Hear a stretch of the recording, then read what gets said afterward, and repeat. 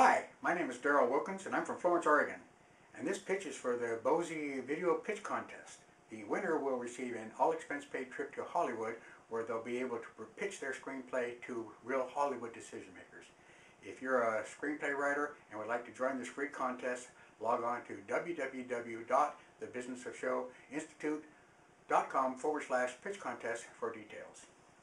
The Fierce People is an adventure love story about a female graduate student who goes to South America to study the Anamori, a group of primitive tribes noted for the violent behavior of their men.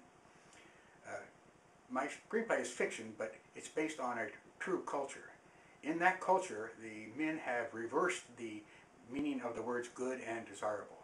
A good and desirable trait for a young Anamori male is his capacity for rage and his willingness to use violence to get whatever he wants. This includes chest-pounding duels, beating each other over the head with bamboo poles, and even throwing spears at each other.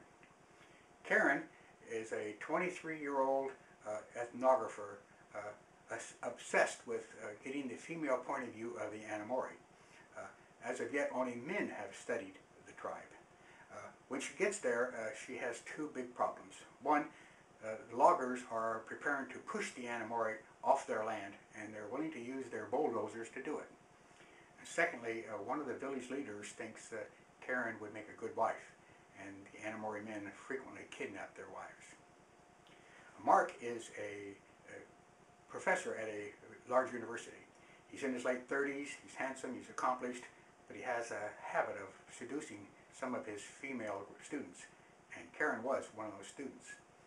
When the situation between the Anamori and the loggers becomes critical, Mark is sent down to help solve the problem and get Karen out of harm's way. The tension between Mark and Karen is similar to that to Raiders of the Lost Ark and High Road of China.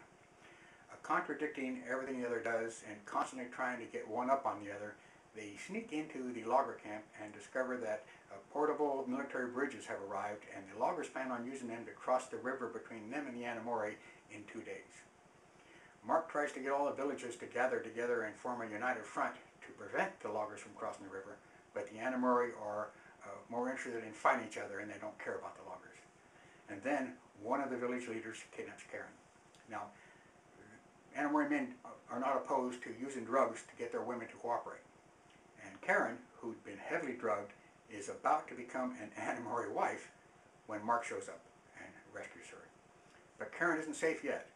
Before Mark can get her to safety, the village leader catches up with him and challenges Mark to a chest-pounding duel, the winner of which will get Karen. After a few minutes into this duel, Mark's losing and losing bad.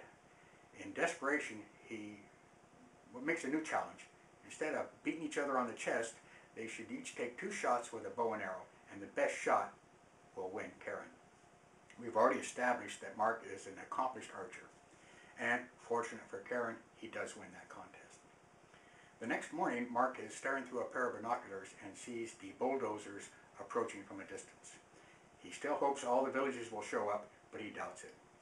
Just then, the village leader who kidnapped Karen shoots Mark with an arrow laced with curare.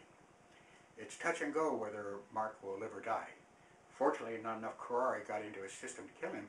However, it renders him unconscious. And that leaves Karen alone to face the loggers. She crosses a log bridge, stands on the other side, and waits while the bulldozers bear down on her. The lead bulldozer stops inches away from her, and the foreman of the logging company tells her to get out of the way. When Karen refuses, he orders 2 of his men to move her. The 2 men approach, but stop before they reach her and stare over her shoulder. She turns and sees hundreds of Anamori lining up on the other side of the river. When they begin chanting and beating spears and bows against leather shields, Karen reminds the foreman that the Anamori put curare on the tips of their arrows, and anybody who tries to cross the bridge will be killed. Eventually, the foreman concedes and the loggers retreat. 2 days later, Mark and Karen are in the United States at an airport preparing to take separate flights. That's when Karen tells him to stop fooling around with his students. It's difficult for them to study when they're in a relationship. And he agrees. But as she turns to leave, he says there's one student he don't think he could ignore. Karen smiles. She knows who that is. And because of their experiences over the last 3 days, she's happy about it. And that's Fierce People. If you'd like to see this screenplay made into a movie, hit the like button and get a couple friends to do it too.